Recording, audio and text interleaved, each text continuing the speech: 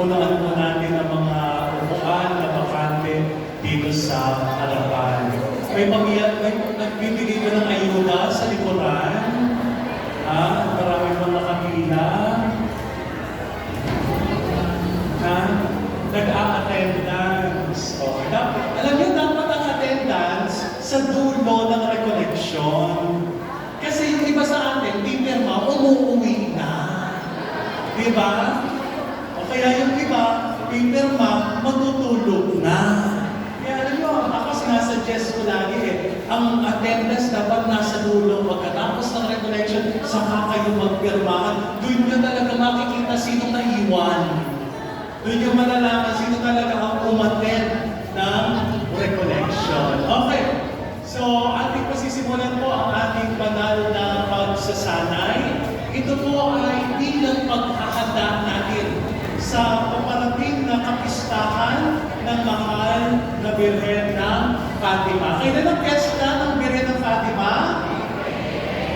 Sa May 13. Okay? So, kayo mawawala. Pwede po tayo magkaroon ng sandaling katahimikan upang ilagay muli natin ang ating mga sarili sa banal na presensya ng Diyos.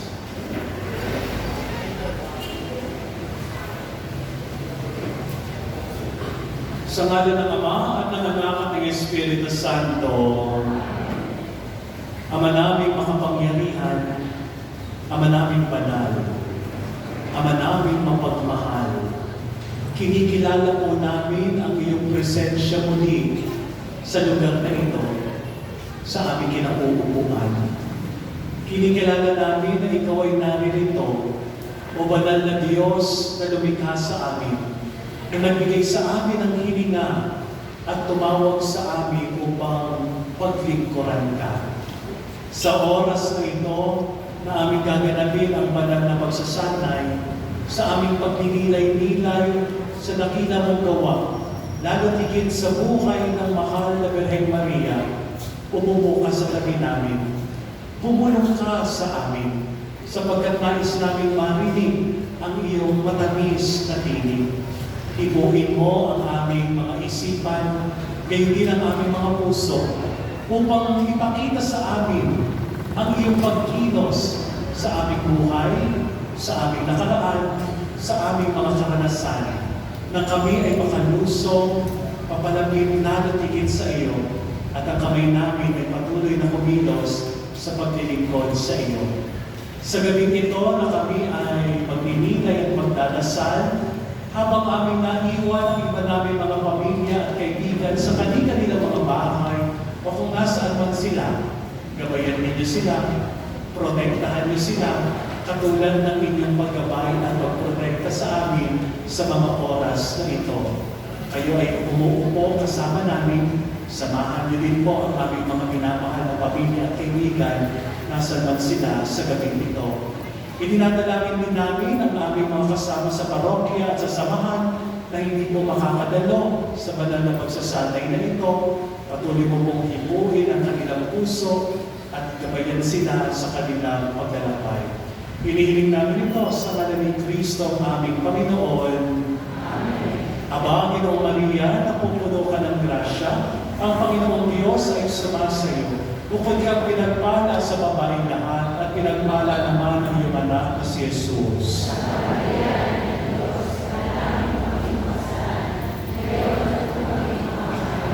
Mahal na Birhen ng Fatima, sa ngalan ng Ama at ng Anak at ng Espiritu Santo. Amen. Magandang gabi po muli sa inyong lahat. Ang gaganapin natin ngayon ay ang tinatawag po natin recollection. Recollection. Sabihin niyo nga, recollection. Anong ibig sabihin nun? Collection? Dinagdagan ng re. Ibig sabihin, iikot ulit ang buslo. May collection ulit. Joke lang. Iba ang recollection sa tinatawag nating formation. Baka nandito kayo at ang iniisip ninyo, ano kayang bago kong matututunan? Sorry, hindi ganon ito. Baka dumating kayong gabi, pakikinggan ko yung ating guest speaker. Ano kayang kanyang sasabihin? sasabihin, ano kayang babakunin ko? Teka, hindi ito ganon. Pag ganon ang nasa isip nyo, ang mangyayari ay formation. Tuturuan ko kayo. That is formation. Pero pag sinabi natin recollection, magdadagdag lang ako dito sa harapan. Bakit? Kasi uungkatin ko ang inyong mga nakaraan. Oh, Father, bakit naman may ungkatan ng nakaraan? Masyado ka naman mapanakit Kaya na recollection. Recollection. Sa pagdinilay natin sa aking mga panayam, no? Ang iisipin natin ay, ganun din ba ang nangyayari sa akin? No? Paano nga ba kumilos ang Diyos sa buhay ko? Kung paano kumilos ang Diyos sa buhay ng mahal na Birhen Maria. Kaya nga ang title ng aking recollection sa gabing ito, no?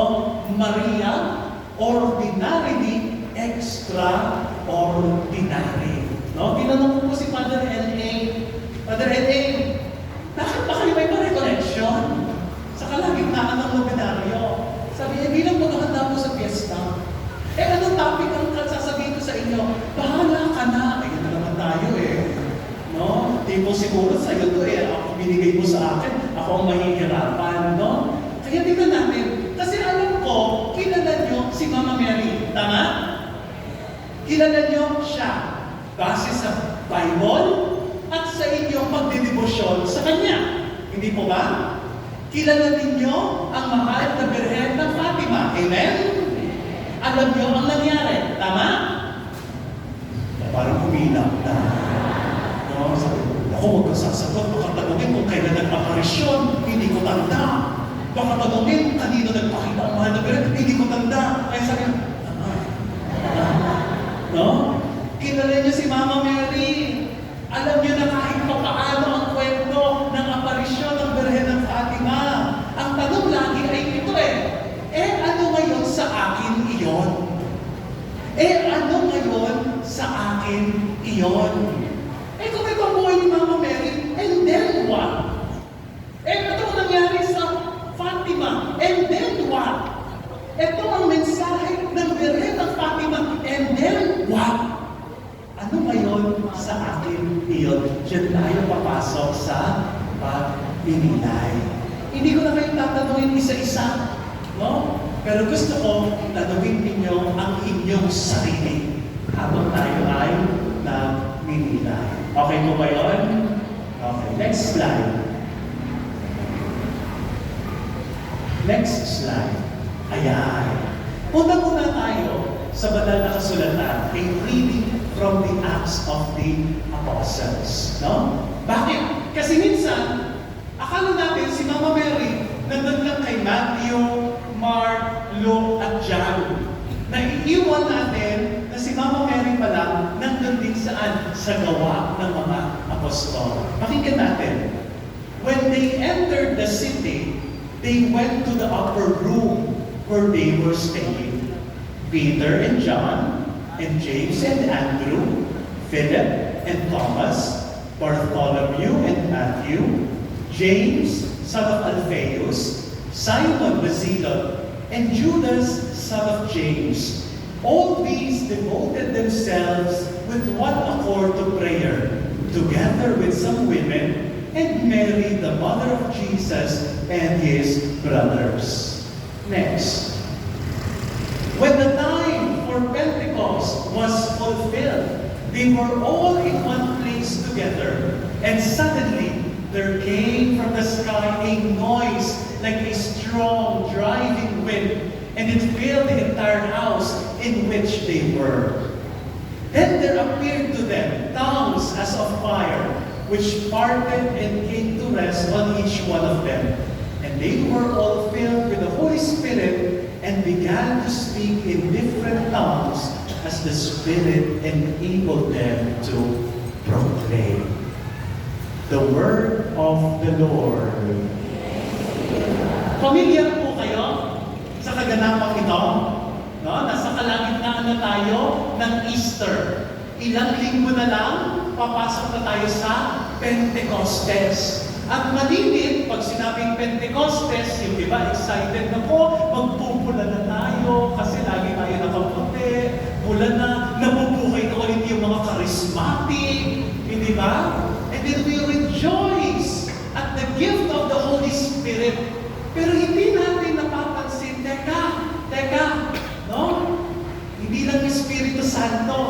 ang bida sa Pentecostes. Kasi kung bumaba ang Espiritu Santo, meron siyang binabaan. Meron siyang ginawa. Okay? Next slide. Tingnan ulit natin. What did you notice about the biblical passage that we have read? Next slide. Unang tanong. Who? Sige nga. Sino yung mga narinig nyo na tauhan kanina sa ating binasa? Si Peter, si Tadeo, Mateo, no? Okay, next slide. The apostles, the disciples, no? At nandun ang mahal na Birheng Maria. No? Hindi nawala. Out of all the names that was mentioned, special mention si Mama Mary. And Mary was with them. Ibig sabihin, hindi sila iniiwan ng mahal na Birheng Maria. Where? Saan daw nangyari? Saan? Next slide. In the upper room. No? Sa taas daw na kwarto. What happened? Ano nangyari? Next slide. They were praying. Kasi natatakot sila. Natatakot sila. No? Kaya sila ay nagdadasal. Why? Next slide. Bakit? Bakit daw sila nandun? No? Alam niyo ba kung bakit? Yung rason din, bakit kayo nandito? No? Now the question tonight is, why are you here? Because this church, itong simbahan na ito, ay hindi lang basta ang simbahan. Hindi lang ito basta ang usalit. This is the upper room. Kung saan, ngayong gabi, nagkatipon-tipon ang mga alagad ni Jesus. Tingnan mo nga yung katabi mo, tanungin mo nga siya, alagad ka ba ni Jesus? Ayaw yung tingnan, ha? Father, may sabing ito Hindi ko alagad ni Jesus. Alam niyo ang buhay ng isa't isa. No? At kayo din na makakapagsabi kung ang katabi ninyo ay tunay na alagad ni Jesus o nang hindi. Di ba? Pero, dahil kayo ay mga taong simbahan, I would say, you are all disciples of Jesus. Nagdadasal tayo kasama ang mahal na Birheng Maria. Next slide. Believe me or not, you are here because God saw you carrying something deep within your heart. Yung mga disipulo nandoon, dala-dala nila yung kanilang takot, dala-dala nila yung kanilang problema, dala-dala nila yung kanilang pangamba.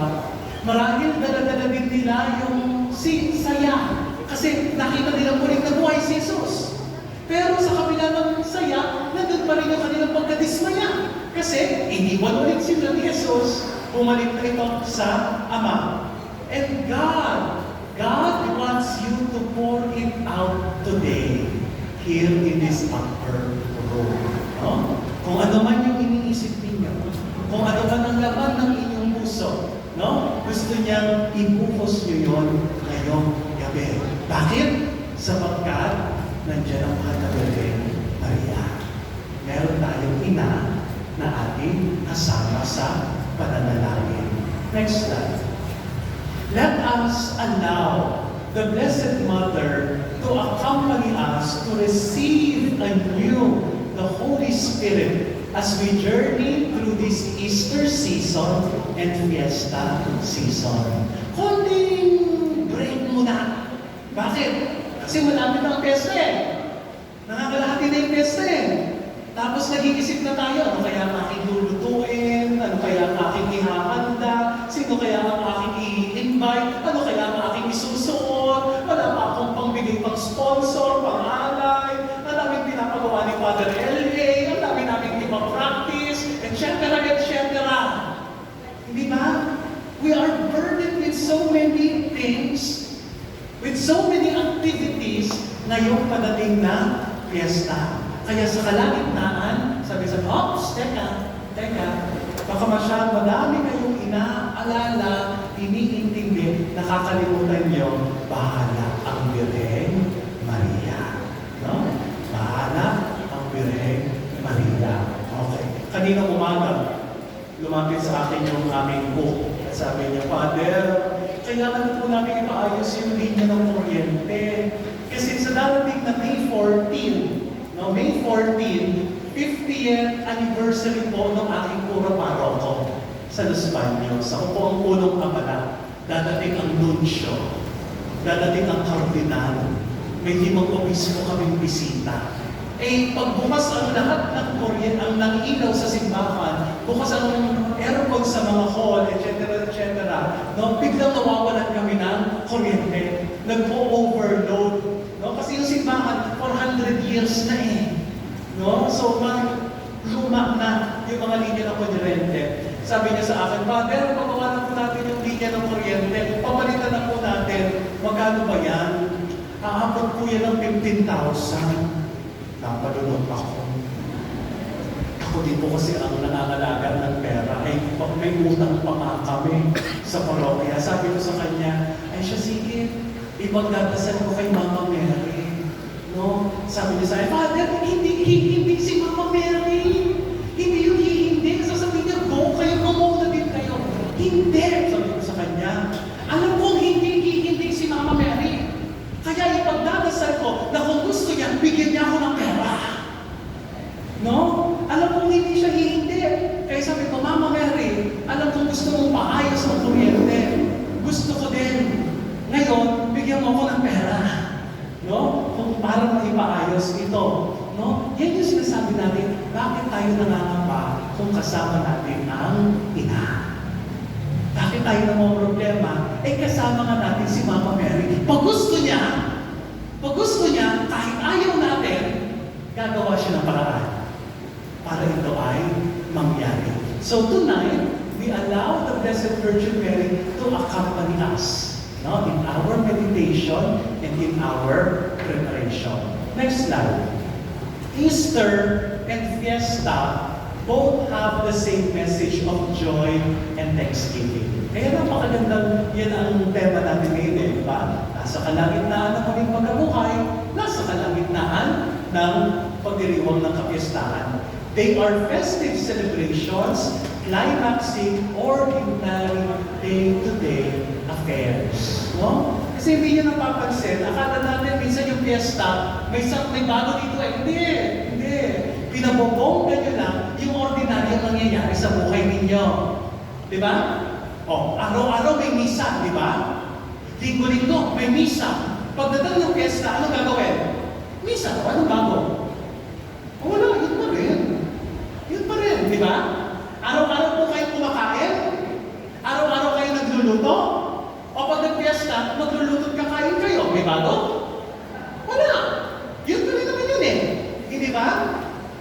That is, sabi nga natin, ordinary day-to-day affair. Pero, pinabubongga lang natin. Mas pinasasaya lang natin ito.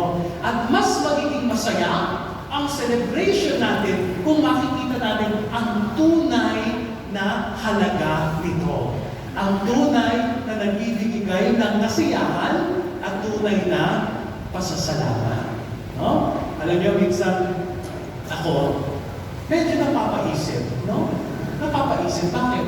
Kasi for example, magpipiesta ang simbahan, magpipiesta ang barangay, tapos makikibate yung mga politiko natin.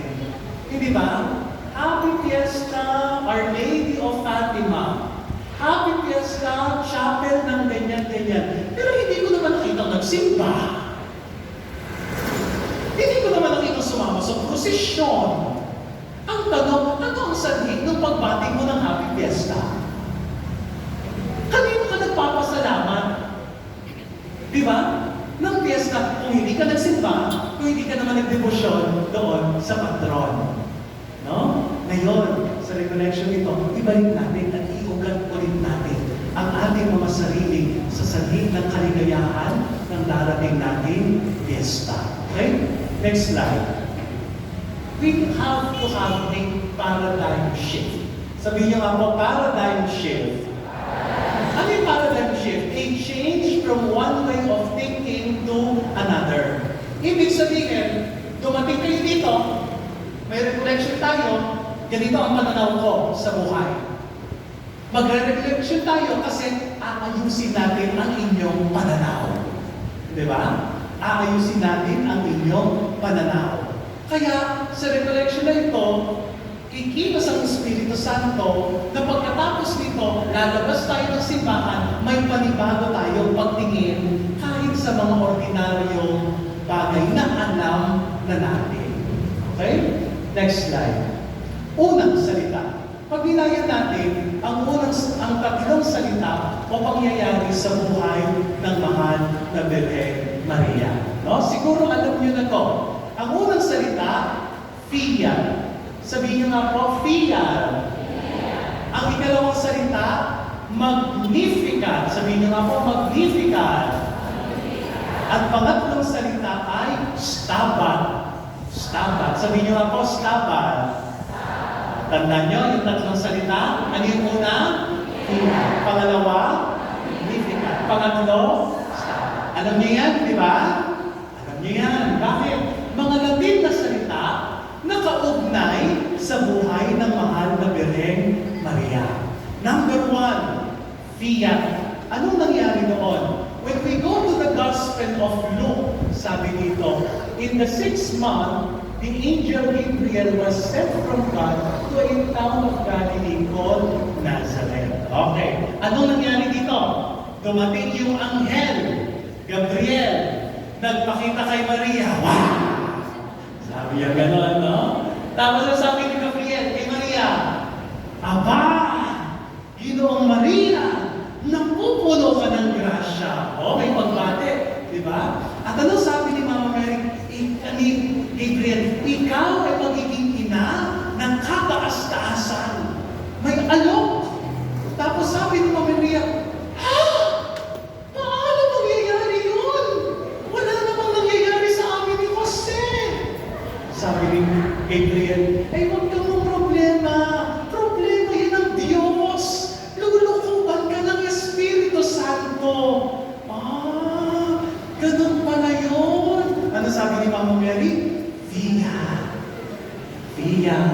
Mangyari nawa sa akin ayon sa wika mo. In short, sabi ni Mama Mary, okay. Okay. Sige na nga, tatanggapin ko itong paanyaya mo. The first lesson is Fiat. Okay, next slide. On May 13, 1917, nagpakita ang Birhen puting-puti. Nakilala natin bilang Birhen ng Fatima sa tatlong pastol na bata. May tanong, may paanyaya si Maria sa kayong pila. Ang sabi ni Mama Mary ay ito, are you willing to offer yourselves to God and bear all the sufferings He wills to send you as an act of reparation and of supplication for the conversion of sinners? Kung ikaw ang tatanungin, kung kayo ang tatanungin, handa ka bang maghirap? Ano sasagot mo? Kung ikaw ang tatanungin, gusto mo bang ikaw lagi ang magsaserve? Ano yung sasagutin? Kung ikaw ang tatanungin, gusto mo bang ikaw lagi ang hahanapin ni Father? Ano yung sasagutin? Kung tatanungin ka, pwede bang ikaw na lang ang araw-araw magdasal ng rosaryo bago magmisa? Ano yung sasagutin? Pwede bang ikaw na lang ang kumanta lagi tuwing may patay? Yan ang tanong. Yan ang tanong ng mahal na Birhen. Are you willing to offer yourselves to God? Anong inyong magiging sagot? Next slide. Mary's Fiat teaches us to embody humility. When you say yes to an invitation, it doesn't mean yes kasi kaya ko. Hindi ibig sabihin yan, oo, ako kasi gusto ko. Hindi ibig sabihin, tatanggapin ko yan kasi wala naman akong gagawin eh. Go ako dyan, pwede ako dyan. Ibig sabihin, I will say yes because God called. Tumawag ang Panginoon eh. Pag tumawag ang Panginoon, huwag kang hihindi. Huwag kang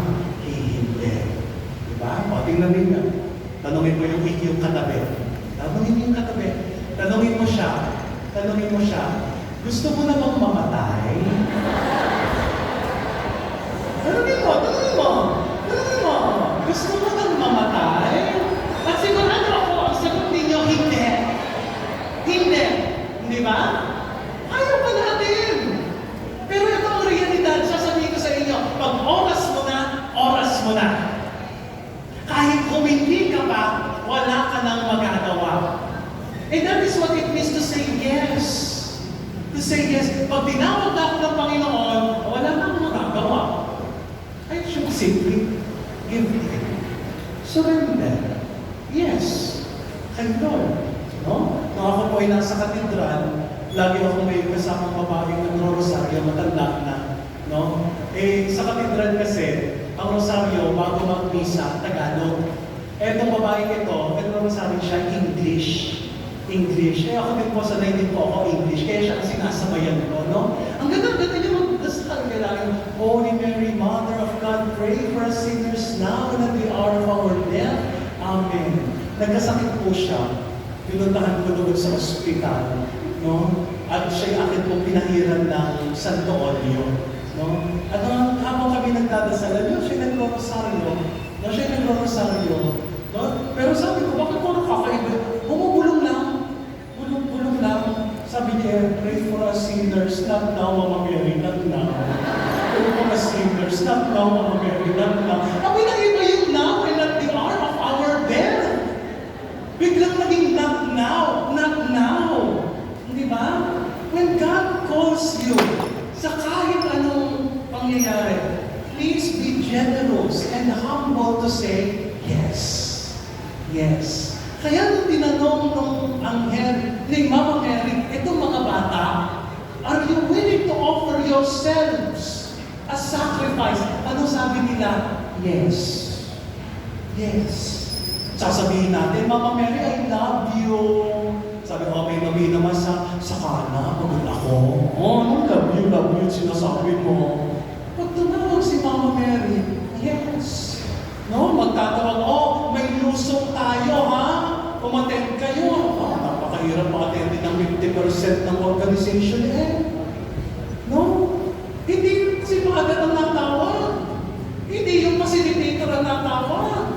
Hindi si Ate Beth ang natawag. Ang Diyos, ang Espiritu Santo ang tumatawag. Huwag yung titipirin sa inyong sagot. No? Because the humble yes is a yes that you always give to God. Okay? Next slide. We should have what we call the handmade mentality. Sabihin niyo nga po, handmade mentality. Ano yun? Kasi sabi ni Mama Mary, di ba? I am the handmaid of the Lord. Yun ang sagot niya. Ako yung alipin ng Panginoon. So we should always have that handmade mentality. It is simply viewing oneself as a servant of God. Ibig sabihin, tinitingnan lagi natin ang sarili natin, ako ay lingkod ng Panginoon. No? Hindi ikaw ang Panginoon. Hindi ikaw ang Panginoon. Ikaw ay lingkod ng Panginoon. And what is this handmade mentality? Next slide. Number 1. Acknowledging God as the ultimate source. Sabihin niyo nga ulit. 3, 2, 1, go. Acknowledging God as the ultimate source. Ano yun? Lahat ay nanggagaling sa Diyos. Kung lahat ay galing sa Diyos, ay atin itong tatanggapin. Di ba? Atin itong tatanggapin. Amen po ba? Kasi ganito yun Ganito yung handmade mentality. Sister, pwede bang ikaw ang mag-lector sa patay? Sagot mo, yes. Sige. No? Ako ang magpapasa para sa patay na yan. Hindi ko man siya kilala. Hindi ko man siya kamag-anak. Ako na ang magbabasa. Pero pag wala yung handmade mentality sa iyo, hindi ikaw yung lingkod, pero ikaw yung Panginoon, no? Sister, pwede ka bang magbasa sa patay? Ikaw na lang. May paanyaya sa iyo pero ikaw pa yung nagpuputos. Bakit ako? Ikaw na! Wala ka namang ginagawa Hindi yun handmade handmade mentality. A handmade mentality would say, tinatawag ako ngayon ng Panginoon para maglingkod, gagawa ako ng paraan. No? Gagawa ako ng paraan. Next slide. Serving without expecting recognition. Basahin niyo nga po ulit. Serving without expecting recognition. Ay, madami sa atin. Kapatid, ako ang top solicitor sa parokya. Kahit kailan, hindi mo ako pinasalamatan. Ang pinasasalamatan mo, yung nagbigay. Bakit hindi mo ako pinasalamatan? Ako ang nagsolicit. 30 years na ako sa ministry na ito. Bakit hindi niyo ako binamotong presidente? Those are the mindset wherein we are longing for recognition. Si Father, pinasalamatan niya ng First Communion, pinasalamatan yung mga magulang, hindi man lang kami pinasalamatan mga katikista na nagpagod para sa kanila. Diba? When you serve, you do not expect any recognition. No? Pag binigay yung recognition, thank you. Pag hindi binigay yung recognition, thank you. O kayo, may mga katulong kayo sa bahay, hindi ba? O, ano sasabihin ninyo? Eh, may binabayaran ko yan eh. Binabayaran ko yan. Hindi mo yung mayang galaw ng inyong katulong. Pinasasalamatan ninyo. Nagwalis, thank you ate. Nagwalis ulit, thank you ate. Nagwalis ulit, thank you ate. Ganun ba? Pasasalamatan mo siya sa bawat walis, bawat laba, bawat sampay na gagawin. Bakit? Eh, binabayaran ko yan eh. Hindi ba? Eh, isipin ninyo ito. Yung inyong paglilingkod, hindi ito utang na loob sa Diyos. Hindi. Ito ay ating kabayaran sa biyaya na ibinibigay niya. Pag ako ay nag-serve, ibig sabihin, thank you Lord, kasi sa lahat ng mga biyaya na ibinibigay mo sa akin. Naglilingkod ako bilang pasasalamat sa biyaya ng kaligtasan. So, pasalamatan ka man, i-recognize ka man ng iyong parokya, ng iyong samahan, it doesn't matter. Sapagkat ikaw ang nag-aandog ng pasalamat sa Diyos. Next slide. And then the third handmade mentality is accepting daily humiliations in silence and meekness. Gusto kong basahin nyo nga pa ng sabay-sabay. 3 to 1, go! Accepting daily humiliations in silence and meekness. Sino po sa inyo, pag napagalitan ay pinagdadasal na lang? At sino naman sa inyo, yung pag napagalitan ay ngawan ng ngawa? Aminin ninyo. May mga group chat kayo, di ba? May mga group chat kayo. Group chat ng lay minister. EMHC. May isa pang group chat yan. EMHC without president. Di ba?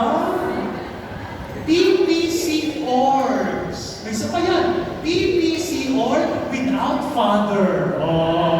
Di ba? Tapos doon yung pinag-uusapan. Yan. Magkakasama kayo sa group chat, pero tingnan ninyo, may isa pa kayong group chat, 3 lang kayo doon. Pinag-uusapan niyo yung treasurer, pinag-uusapan niyo yung secretary, nandun lahat. Kasi pag napagalitan kayo, pag napasama kayo, pag may reklamo kayo, we do not bear it in silence and meekness. Naghahanap pa tayo ng kakampi. Diba? Naghahanap pa tayo ng kakampi. Imbis na lapitan mo yung tao na kinahihilisan mo, imbis na kausapin mo yung tao, hindi kayo magkaunawaan. Para sabihin mo yung reklamo mo, ano gagawin mo? Ipopost mo pa, magpaparinig ka pa sa social media. Ikakalat mo pa sa iba. That is not the handmade mentality. No, that is not the handmade mentality. But it is accepting daily tribulations, in silence and weakness. Ako po ay bagong assign sa isang parokya. Sabi sa akin ng Puramaro ko, ikaw nga ay mag-lead ng Bible study. No? So ako na pumunta doon, nag-prepare ako, hindi ko kilala pa yung mga tao na nandoon. May activity kami, no? Okay, meron silang mga sticker. May babanggitin akong karakteristik, tapos kung sino yung tao yun, ay dinikita nila sa kanilang damit, no? O, sino po dito ang laging gustong may assignment? Okay, lapit sila sa tao. Sino po dito ang laging nagpapatawa sa inyo? Lapit sila, dikit sila, ganyan. Sino po dito ang matapay? Lapit sila, ganyan. Ngayon, yung positive, kulay white. Yung medyo hindi maganda, kulay yellow. May isang babae doon, no? Tagtad siya ng yellow. Pero tawa siya ng tawa. Sabi niya, the Father, na-appreciate nila ako. Tapos, pag uwi niya, doon lang niya na-realize na color-coded pala yun.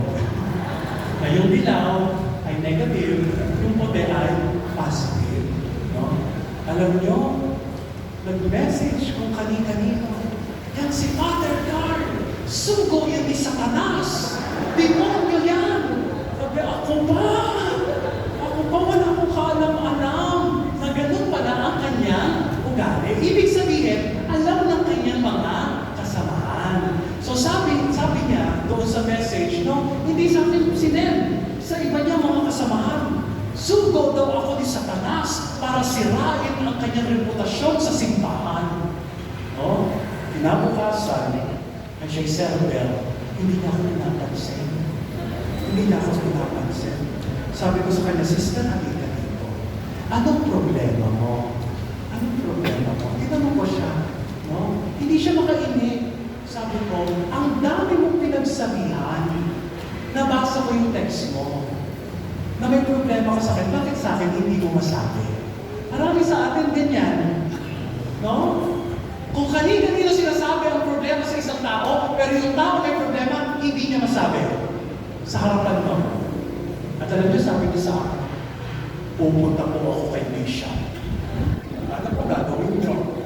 Sasabihin ko kay Bishop, magre-resign ako sa NCM. Sabi ko sa kanya, sasamahan kita. Di ba? Hindi. To cut the long story short, nagkaayos po kami. Bakit? Nag-usap kami. No? If we do not know how to accept baby humiliations in silence and weakness, ang maliit na problema, lalaki. Hanggang mahirap na itong ayusin. No? Next slide. Kilala niyo po ito? Kilala niyo? Sino nasa picture? Sino po yan? Sino yan? So yung hindi nakakakilala, umuwi na kayo. Ewan ko sa inyo. Si Sister Lucia dos Santos. Di ba? Siya yung pinakamatagal. No? Na nabuhay doon sa 3 bata na pinagkitaan ng mahal na Birhen Fatima. At age 97, she died. No? Nung siya'y bata, no? Nung lumaki-laki na siya, pumasok po siya sa pagkamadre. No? Ang una niyang pinasukan, mga Dorothean sisters. Bakit? Kasi yun yung nagpaaral sa kanya, yun yung nag-sponsor sa kanya. So, nung medyo may isip na siya, pumasok siya doon sa kongregasyon ng mga madre iyon. Pero alam niyo, doon nandun siya sa mga madre iyon, nagkaroon pa rin siya ng mga visions. Nakita pa rin niya si Mama Mary. No? Ano sabi sa kanya? Pumunta ka Spain, lumipat ka sa ibang madre. Pumunta ka sa ibang kongregasyon. No? Kaya, nung si Sister Lucia ay namatay, ng 97 years old, hindi po siya Dorothean sister. Namatay siya bilang isang Carmelite sister. Kasi lumipat siya. Next slide. Alam niyo nung lumilipat siya, ayaw niya. May resistance. Pero, in the end, sabi ni Sister Lucia, I said yes already to Mama Mary. I cannot say no anymore. Nung tinanong sila ni Mama Mary, yes. Dahil nag-yes na siya, ibig sabihin, sa mga susunod na paanyaya, bakit pa ako ang o isipin ninyo, maya tayo tinatawag maglingkod sa simbahan. Nung naging action kayo, yes, I will serve. Yes, I commit. Pero tanongin ninyo sa sarili ninyo, no, have you learned to say no already to God? Talaga naman dati, sige, 5 misa, akin yan. Makalipas ng isang buwan, sige, 5 misa, akin pa rin yan. Makalipas ng kalahating taon, 2 na lang, ihanap ko na ako ng kapalit sa 3. Makalipas ng 2, 3 taon, hindi ka na nagsiserve. Sister, pasang, brother, papalit. Uy, may apo ako apostolic ako, nag-aalaga ako ng apo. Uy, ako may trabaho. Dumadami na ngayon ang iyong excuses. Kung first time ka na-commit, yes na yes. Habang tumatagal, you begin to learn how to say no to God. Ano sabi ni Sister Lucia? I said yes already. I cannot say no anymore. And that is freedom. Next slide. So ask yourselves, what areas in my life are ruled by pride? Bakit ako humihindi? Sa Panginoon, do I always want to be in control? Do I want my efforts and sacrifice to be recognized? What is my attitude towards rejections and humiliations? Bakit ngayon natuto na akong humindi sa Panginoon? Tanungin mo yan sa sarili mo. Next slide. Second word is Magnificat. Sabihin niyo ako, Magnificat. Ano yan? Saan yan nangyari? Nung binisita ni Mama Mary, si Elizabeth. Sabi ni Elizabeth, how could it be that the mother of my Lord should come to me? Bakit ikaw po yung pumunta sa akin? Nasa sinapupunan mo ang Panginoon. Dapat ako ang bumisita sa iyo. Pero hindi. Ikaw ang pumunta dito. At nang pagkadating mo, yung bata sa aking sinapupunan, anong nangyari? Nagtatatalon sa kasiyahan. And then what did Mary say? My soul proclaims the greatness of the Lord. No? Magnificat anima mea Domino. My soul magnifies the Lord. Ang puso ko ay nagpupuri sa Panginoon. O, tanong ko sa iyo, ikaw na matagal na nasa simbahan, masaya ka pa ba? Masaya ka pa ba? Masaya ka pa ba? Yan ang magandang itanong. No? Next slide. The heart of Mary was full of praise for the goodness of God. As she sang her Magnificat, she teaches us how to rest and nurture our hearts in the peace that only Christ can give. Kasi kapag ang puso natin ay nakapanatag sa Panginoon, ano man ang mangyari, may ngiti sa iyong mga labi. Yes, may ngiti sa iyong mga labi. Ang dami ko ng mga church servers, ang dami ng mga leader na lumalapit sa akin, Father, magpa-election na tayo, iba naman. Father, pagod na ako, iba naman. At ang tanong ko, bakit kayo napapagod sa paglilingkod? Hindi ka na ba masaya? Hindi ka ba panatag na Diyos ang kikilos para sa iyo? Kasi alam niyo ako, ito ang pinakahawakan ko lagi. Pag Diyos ang tumawag, lagi ko sasabihin, Lord, diba? Ikaw ang bahala.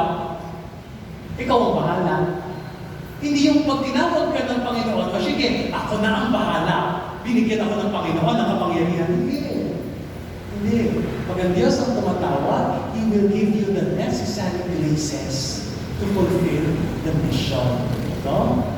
Nung nilapitan ako ni Bishop, sabi niya sa akin, Carl, tama kaya matagal ka nang hinahanap. Yes, Bishop, bakit po? Ako'y may tatanong. Sabi ko, tatanungin yata ako kung pwede na ako maging parish priest. No? Sige po, Bishop, ano po yun? Sabi niya, pwede ka na ba? Ay, sabi ko, ay, ito na. Oo naman, Bishop. Pwede.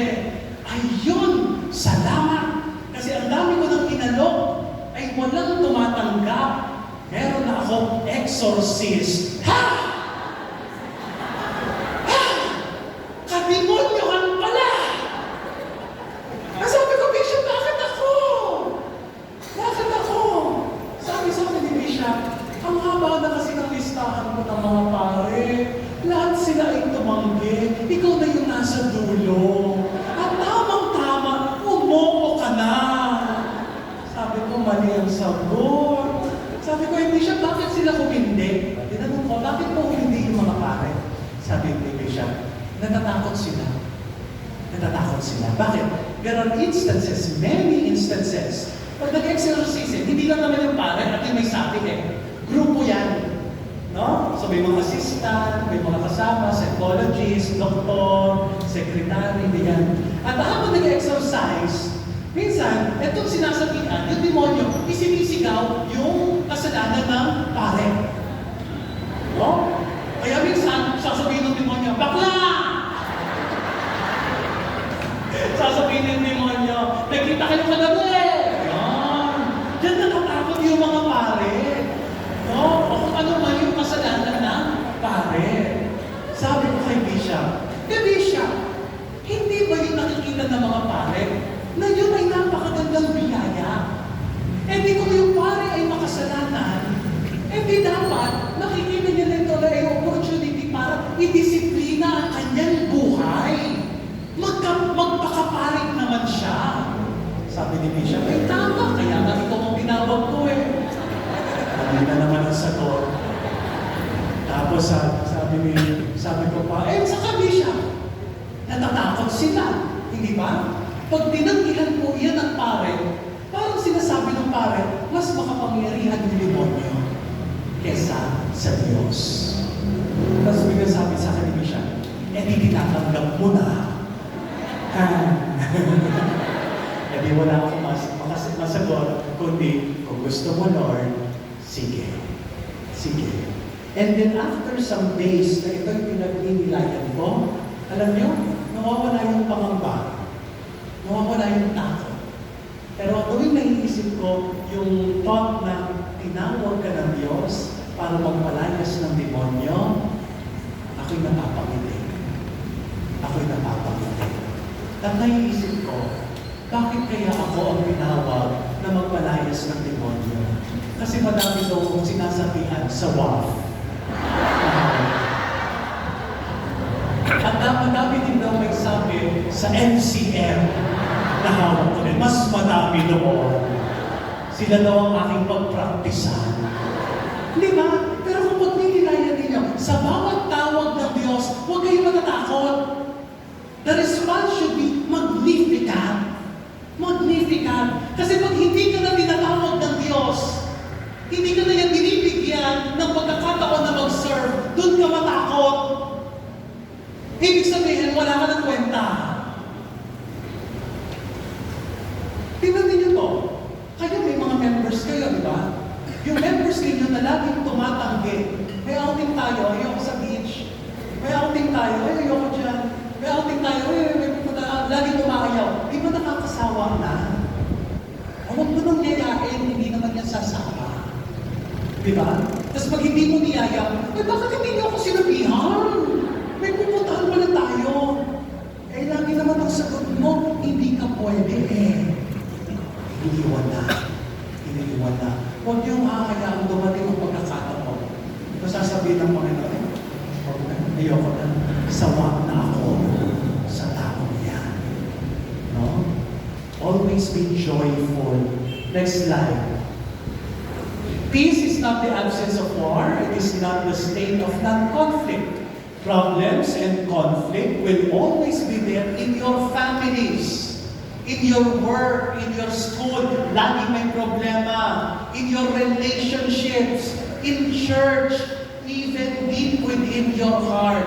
Ang problema, hindi nawawala, nanganganak. Yung problema, matapos ang isa mong problema, may isa pa. Pagkatapos ng isang problema, yung susunod na dadating, mas mabigat pa. That will always be part of our life. Ang tanong ay, kung hindi nawawala ang problema, nasaan ang kapayapaan? This, then, is the realization that you are not alone. You have big problems, but you have a bigger God with you. Next slide. So, surrender. Surrender. Hindi yan yung pag nag-healing mass, ginanong na, surrender, loud. No? Kasi pagkatapos mong matumba, matapos mong maslay ng Holy Spirit, pag tayo mo, sabi ng problema mo, ay, andito pa rin ako. Di ba? To quit is to accept dead ends. Quitting is running away from conflict. But surrendering is the virtue of letting go and letting God. Ikaw na, Lord, ang bahala. Susunod na lang mo ako. It is giving space for God to work after you've done your part. Lord, tinawag ko na silang lahat. Lahat sila nag-sin zone lang sa GC. Walang nag-reply. Bahala ka na. Ang sasabihin ni Lord siya, kung walang magsaserve sa inyo sa patay, ay buhayin ko na lang kaya. Baka walang problema. Ano, diba? Ano? It is giving space now for God. No? He has cast down the mighty from their thrones and has lifted up the lowly. Yan ang kinanta ni Mama Mary. Next slide. The path of surrender is this. Number 1, see. See. Look at the situation. Ano ang nangyayari? Next, judge. And then you allow God to enter. Where is God? What do you think is He doing in your life? And third, act. No? Let go of control. What is He asking you to do? Kasi minsan ganito, no? Napakalinaw na. Napakaligaw na sa tenga na gustong gawin ng Diyos.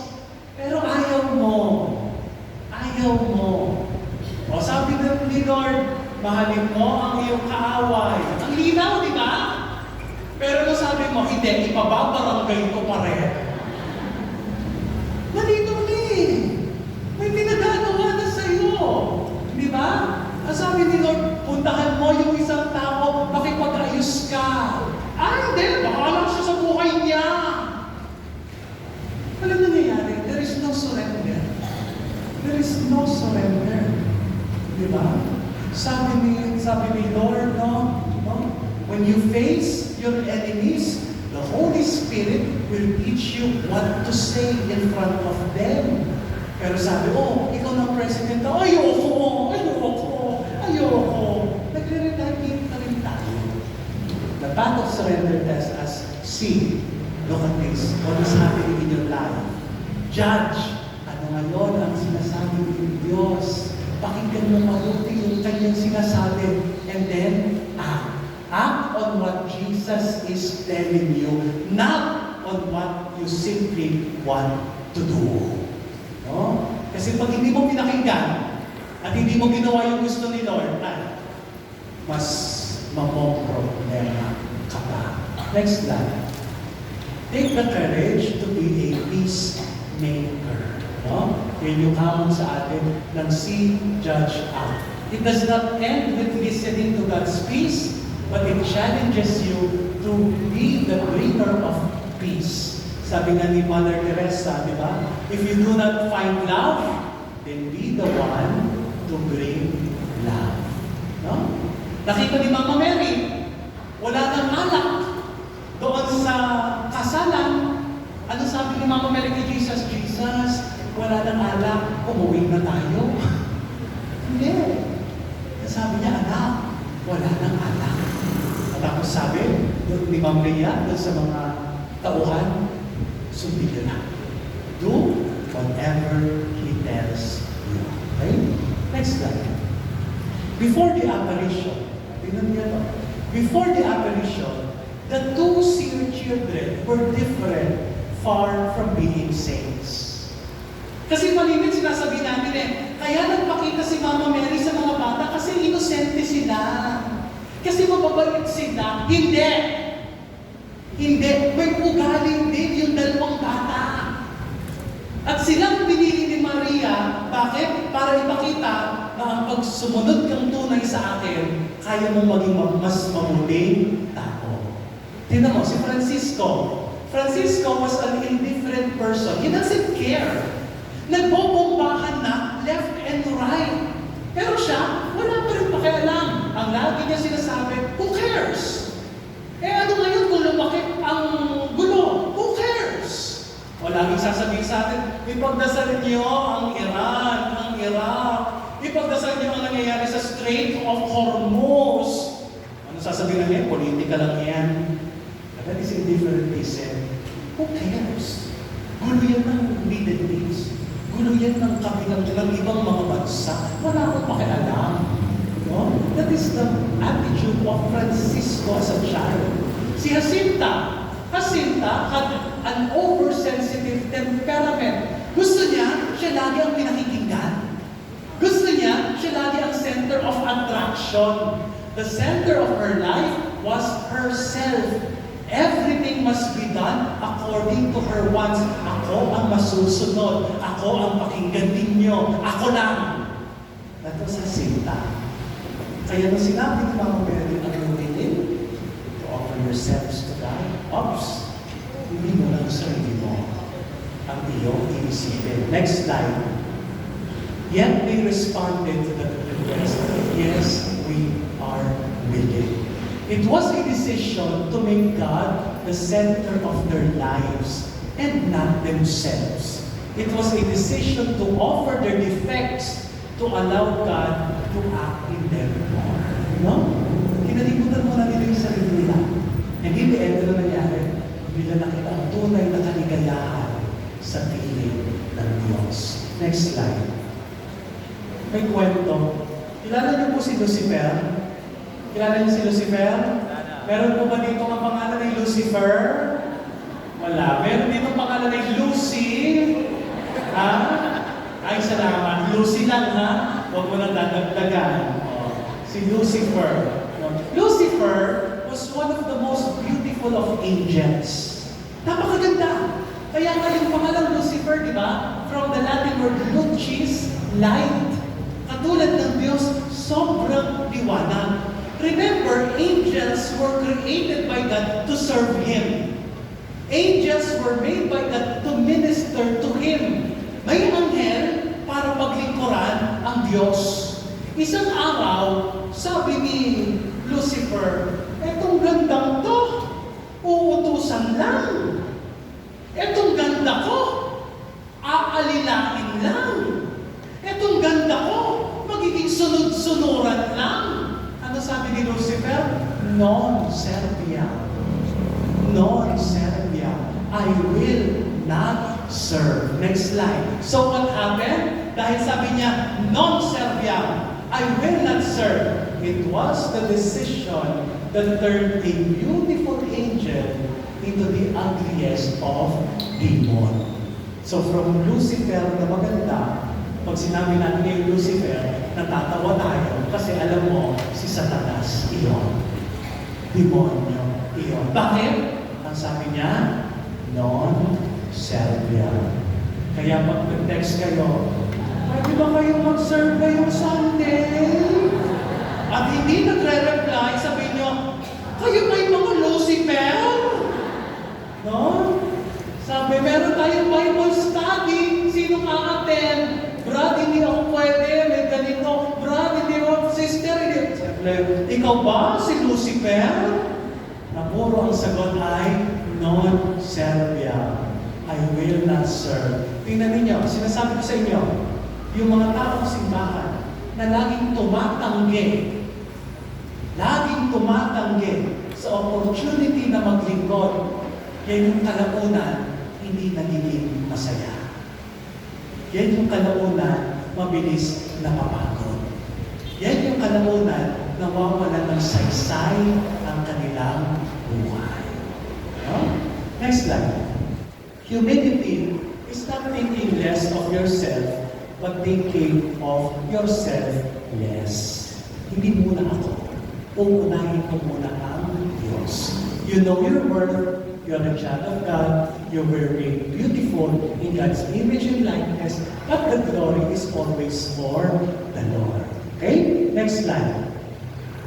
So ask yourself, what is God telling me to give up now? At yung mga bagay, kaya nasasabi ko, non-self lang. Baka ito yung mga bagay na kailangan mong bitaw. What joy do you think is God offering you? Ano naman kayang kaligayahan? Ang tingin ninyo, inaalok ng Diyos sa inyo. What do I find hard letting go?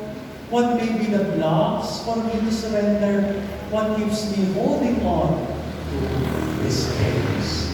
Huwag mo tatanungin yung katabi mo. Tatanungin mo ngayong puso mo. Ha? Next slide, para matapos na tayo. Alam niyo yung kwento nung pasag na Mama Mary? Alam niyo yung kwento nung pasag na Mama Mary? Meron po kasi mga Legion of Mary. May Legion of Mary ba dito? Meron. May Legion of Mary kasi, no? Sila yung may-presidium, no? Inahanda ni Sister Annie yung imahen ng mahal na Birhen Maria. Pinupunasan niya, ilagay niya doon sa lamesa, no? Bigla namang pumasok si Sister Beth. Sabi ni Sister Beth, Annie! Sabi ni Sister Annie, Diyos ko po! Ay naihagis ang imahe ni Mama Mary na naglag sa sahig. Basag! Basag! Sabi ni Beth, lagot ka kay Father! Minana pa niya yan sa kanyang great-great-great-great-great-great-great-grandmother na legionary. Sabi ni Sister Annie, ikaw kasi, bakit mo ko tinulak, Beth? Sabi ni Sister Beth, lagot ka kay Father. Isusumbong kita kay Father. Kailangan malaman niya ni Father. Sabi ni Sister Annie, Beth, huwag mo sasabihin. Palalayasin ako ng kurang. Beth, gagawin mo ang lahat. Huwag nang ipapaalam sa mura. Igugulong mo to, imamahintiban ko to. Huwag mo lang sasabihin ako ang nakabasag kay Mama Mary. Isang araw, dumating si Father. Sabi niya, Beth, pwede mo mga hugasan yung mga pinggan sa kumbento. Nagkainan yung mga sakristan. Iniwan lang yung mga pinggan. Sabi ni Beth, kaya po yan. Sabi niya, Sister Annie, pakihugasan tayo yung pinggan sa may lamabo. Sabi ni Sister Annie, Hoy Beth, rinig ko, ikaw ang sinabihan. Sabi ni Sister Beth, Mama Mary. Sister Annie, kung si Sister Annie, nag-pilgrimage sila, sabi ni Father, Beth, tawagin mo ngayong mga matatanda. Lahat na lang sila nagkumpulan sa may CR. Sabihin mo, sasakay na tayo ng bus, aalis na tayo. Sabi ni Sister Beth, huwag mo ito gagalitan ng mga yan. Matataray yung mga matatanda na yan. Sabi niya, basta gawin mo ng paraan. Sabi ni Beth, Annie, tawagin mo ngayong mga matatanda, sumakay na sa bus. Sabi ni Annie, hala, pero kayo pagkagalitan niyan, ikaw na. Sabi ni Beth, Mama Mary, ay, ito si Annie doon. No? Isang araw, sabi ni Father, Beth, walisin mo nga itong agyo sa itaas. Ay, ang tagal-tagal na dito, ba't hindi ito nililinis ng Knights of Columbus? Sabi ni Sister Beth, ako'y malingat, Father, si Annie na lang, matangkad yun. Annie. Sabi ni Annie, ako na naman. Ano sabi ni Beth? Mama Mary. Punong-puno na si Annie. Pumunta na siya sa kura para ito. No, sabi niya, Father, ako po'y may ibang tatapat. Ano yun? Ay, huwag kang magagalit, Father. Ano yun? Ay, Father, basta huwag kang magagalit. Ay, ano nga yun? Sabi ni Annie, nung isang araw po kasi kami ay ng Legion of Mary, ay ako po'y nagulat na ihagis ko po yung Mama Mary na binata niyo pa sa inyong great-great-great-great-great-great-great-great-grandmother na Legion. Ay pasensya na po. Sabi ni Father, yan lang pa. Hindi po kayo galit, Father. Sabi ni Father, ay alam ko naman, Ani. Kitang-kita ko sa CCTV. Bakit hindi mo sinasabi sa akin? Alam niyo mga kapatid, alam ng Diyos lahat. Alam ng Diyos ang lahat. Ayaw mo lang aminin pa ang iyong ginawa. No? Kaya yung mga dinadala mo, yung dinadala mo, kung ano man yan, sinasabi ko sa iyo, si Mama Mary. Si Mama Mary. Huwag mo nang kim-kim eh. No? Next slide. Gising pa yung sokong natin. Okay, this happens when you learn to let go and let God. Okay? So let go and let God. Next slide. Sabi na, di ba? No? Okay. So third is stabat. Last na to. Makakauwi na tayo. Stabat. Ano yung stabat? At the foot of the cross. At the foot of the cross, Mary was standing. Standing. Stare. To stand. Stabat. No? Nandun si Mama Mary. Okay? What happened? No? Kahit sa bigat ng pangyayari, nakatayo pa rin siya. No? Nung pumunta si Maria para i-ani ang kanyang anak sa templo, anong sabi ni Propeta Simeon? Stop! A sword will pierce your heart. No? Ikaw ay to stab. No? To stab with a sword. No? Bakit? Makikita mo yung anak. Mahihirapan. O yan ang realidad. Yan ang realidad ng buhay. Next slide. Mary standing at the foot of the cross of Jesus teaches us that hope sustains us in difficult moments. No? Hope sustains us in difficult moments. Sino po sa inyo ang namatayan na ng anak? No? Namatayan na ng anak. Namatayan ng asawa. Namatayan ng asawa. Namatayan ng kapatid siguro. No? Ang sakit, di ba? Ang sakit. No? Alam ko yan. Naranasan ko na din. Na mawala. No? Sabi sa akin ng isang church worker, Father! Bakit po ako iniwan ng aking asawa? Hindi ko po alam. Baka ayaw na sa inyo. Makasawa na sa iyo. Father! Hindi ko kaya na mawalay sa kanya. Hindi sumama ka. Gusto mo. Hindi ba? Dadating yan. Dadating lagi yan. Masakit ngayon, pero pag may pag-asa, makikita mo, tuloy ang buhay. Tuloy ang buhay. Pag mananatiling ka doon sa sakit, hindi ka makakamove on. Hindi mo makikita yung bagong buhay na gusto ng Diyos para sa iyo. Ako'y nakapunta din sa isa pang lamay. Sabi sa akin ng matandang babae, no? No, pagdating ko, sabi ko, tita, condolences po. No, Father, no! Hallelujah! Hallelujah! Sabi ko, bakit? Because He is already in heaven. Pwede ko sabihin lang, sure ka? Pero yun yung pag-asa niya eh. Yun yung pag-asa niya eh.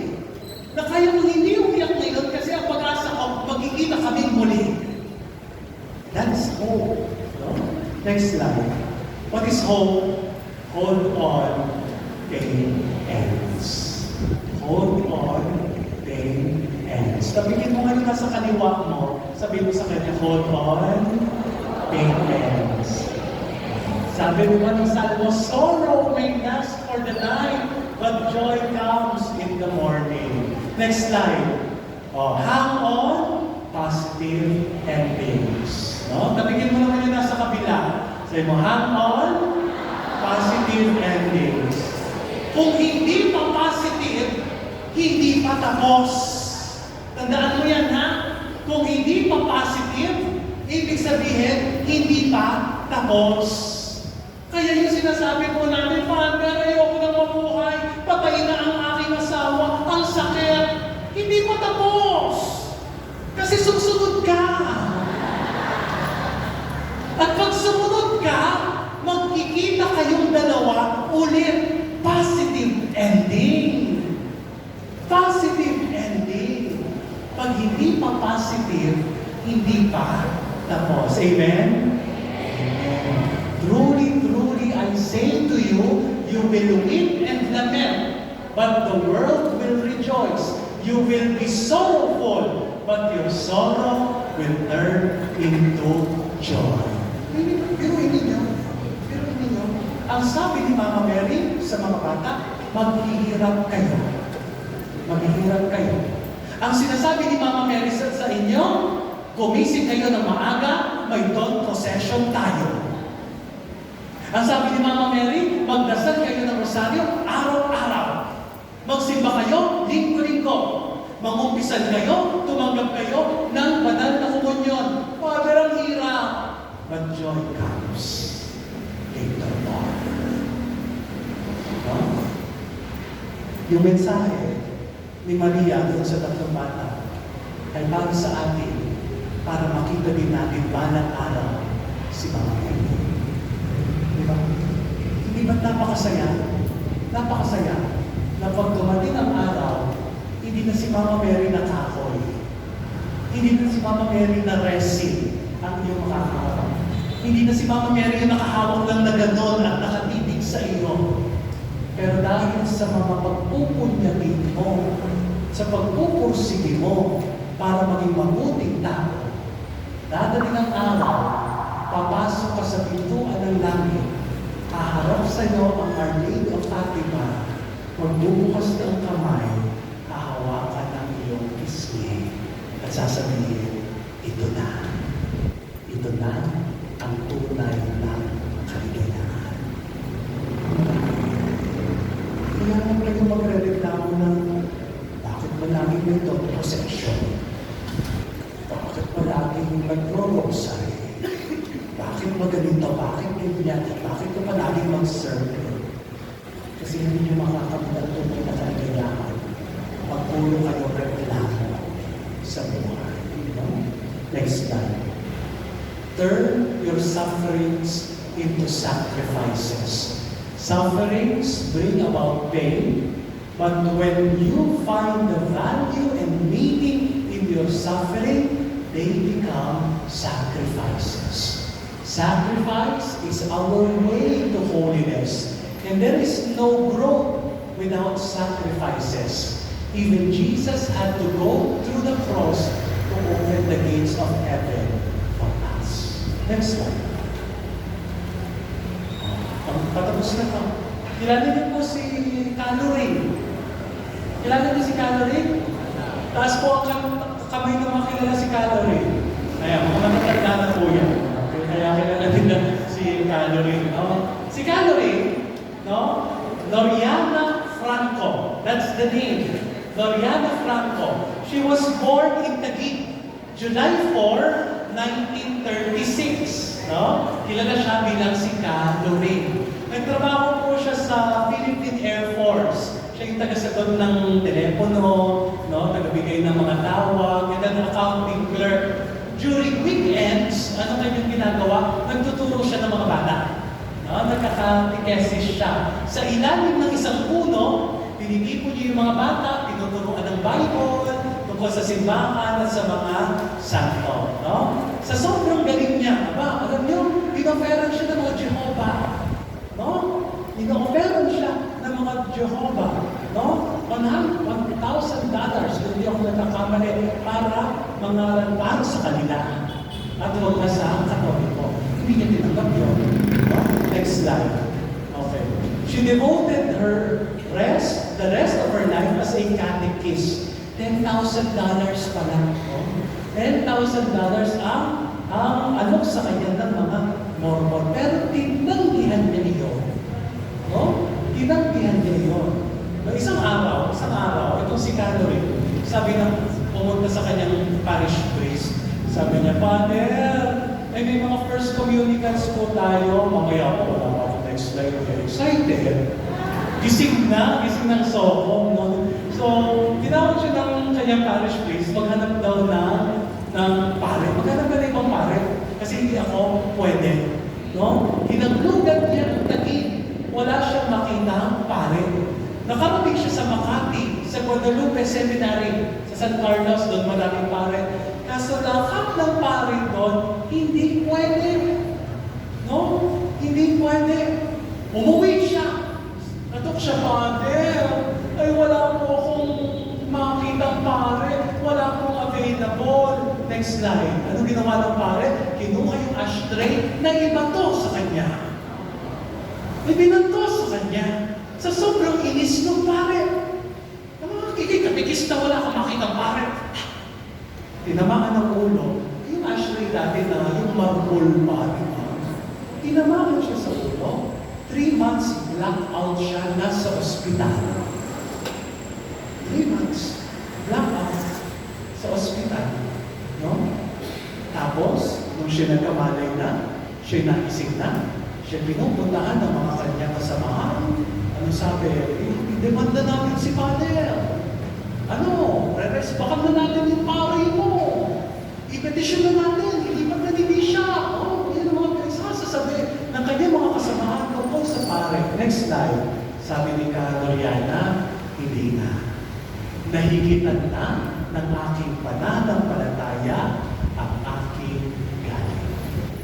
Oh, kaya niyo yun? Nahigitan na ng aking pananampalataya ang aking galing. Ngayon ang kalikis ka. No, sino po mga kalikis na dito? May babato ko po sa inyo ito. Kaya mong sabihin, nahigitan na, Father. Diba? Ang layo sa atin. Ang layo sa atin. Diba? Pero tingnan ninyo, next slide.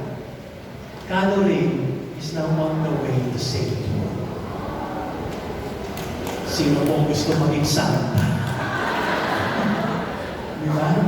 Pero tingnan ninyo, may sakit, nasaktan, pero nasabi, nahigitan na ng aming pananampalataya ang aking galing. Yun ang banal. Yun ang banal. Next slide. Sacrifice invites us to hold on to the promises of God. Hold on, pain ends. Hang on, positive endings. Next slide. Kaya sabi ni Santa Teresa ng Avila, nada de turbe. Spanish prayer niya. Ano sabi niya doon? Next slide. I-translate ko na para sa inyo. Sabi niya, let nothing disturb you. Let nothing frighten you. Lahat ng bagay lilipas. Diyos lang ang mag-iiwan. Patience obtains all things, and whoever has God lacks nothing. God alone is enough. Diyos lang, sapat na. No? Diyos lang, sapat na.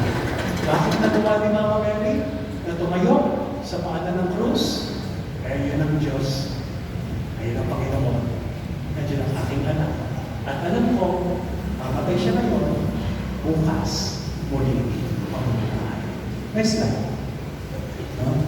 Tingnan ninyo. Ito kasi yung promises ng Diyos no? Next slide. In the Old Testament, sabi niya, God promised presence and protection. In the New Testament, God promised the indwelling of the Holy Spirit. Pinaalala ulit yan ng mahal na Maria. Sabi niya, na napakita siya sa Guadalupe, am I not here who have the honor to be your mother? Sa ina, na nagpapaalala ng presensya ng Diyos. Next slide. Nangako ang Diyos, gagabihin ang lahat ng kasamahan. Nangako din ulit ang Diyos, kaligtasan ng buhay na walang hanggan. Nagpakita ang mahal na Birhen sa Lourdes. Ano sabi niya? I do not promise to make you happy in this world, but in the other. Sa susunod. Yung pangako niya. Pagmuli, God had a covenant of forgiveness. God promised redemption and forgiveness of sins in Jesus Christ. At ito din ang sinabi ng Birhen ng Fatima.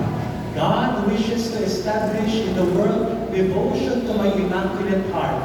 If people do what I tell you, many souls will be saved and there will be peace. Next slide. Mary stood with hope and at the foot of the cross, she knew that pain will end as Christ will always win in the end. Before Easter, there is always Lent. Before the fiesta, there is the novena, there is the preparation. And may that remind you that all sacrifices ends. Finally, that's the next line. Let us go back to the upper room. The disciples were gathered in prayer. They were with Mary. Tayo lang, kasama si Maria. They received the power of the Holy Spirit. What was Mary doing there? Bakit na nandun si Maria? Next slide. To embody humility. To remind you, say always give your yes to God. Fiat. To nurture peace. No? At yun ang bibigay ng tunay na kaligayahan. And to sustain hope. No? Laging tumayo katabi ni Jesus. Last slide. Sabi ni Mama Mary, all generations will call me blessed. The Almighty has done great things for me, and holy is His name. Kung susundan natin ang yakap ng mahal na Maria, hindi magiging malaya na bawat isa sa atin ay magiging santo at santa. Hindi magiging malayo na lahat tayo ay mapupuspos ng biyaya ng Diyos. Amen? Luwalhati sa Ama, sa Anak, at sa Espiritu Santo.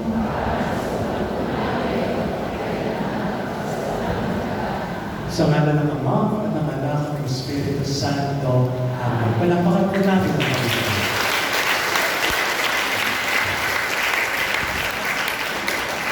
Kanina po ay nagbigay ng pagdidilay tungkol sa pinakamataas na panalangin. Ano po yun? Tapos, hindi na ano ang pinakamataas na panalangin? Isa, ang sentro ng buhay natin. Bakit tayo sisimba? Dahil doon, ating punawan ni Jesus at tanongin natin, mahal ba natin si Jesus? At ngayon naman po, at tandaan ang tatlong mga salita. Ano yung una? Pangalawa? Pangatlo? Very good po. Fiat, Magnificat, at Stapa. Na lagi natin tatandaan na kagaya ng mahal na ika. Mga kapatid, very timely ng recollection na ito. Sabi nga ni Father kanina, ay nagsasalita ng Diyos. Ay sana ay hindi na basta narinig. Hindi sinasabi sa atin at ating isagawa. Very timely. Kaya po, muli ating palakpakan ang ating speaker sa araw na ito. Reverend Father Angelo. Father, tanongin mo ito ang mystery box na ito. Ito po ay nandito ang statue ni Sacred Heart of Jesus. Sacred Heart, devotion. At ito po ay yung replica ng ginawa ni Rizal ng Sacred Heart sa Dapitan. Tandaan na priesthood is the love of the heart of Jesus. Very classic. Pero, okay po. Sa bawang ito na problem. Pero,